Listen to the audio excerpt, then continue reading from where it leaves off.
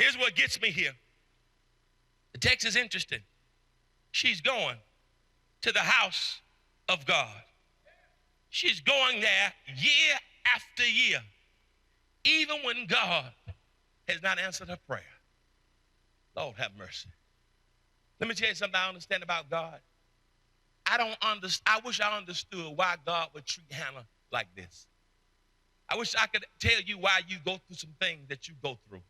But here's what I want to tell you. You and I got to understand God's ways are not our ways.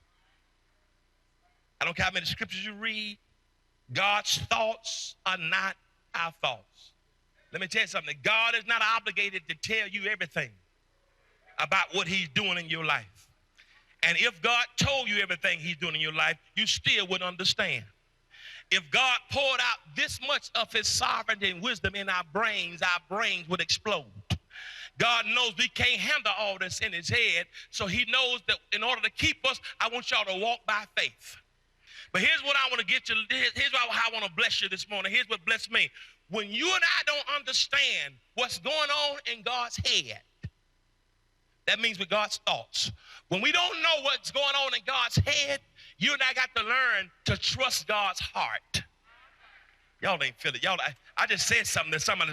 When I don't understand what's going on in God's head, I've got to learn to trust God's heart. I don't understand why God would take my mother and my sister 3 weeks apart and let my brother have a stroke the 4th week and it still doesn't have his sight back yet. A year and 2 months later, I don't understand any of that. I don't understand what was going on in God's head.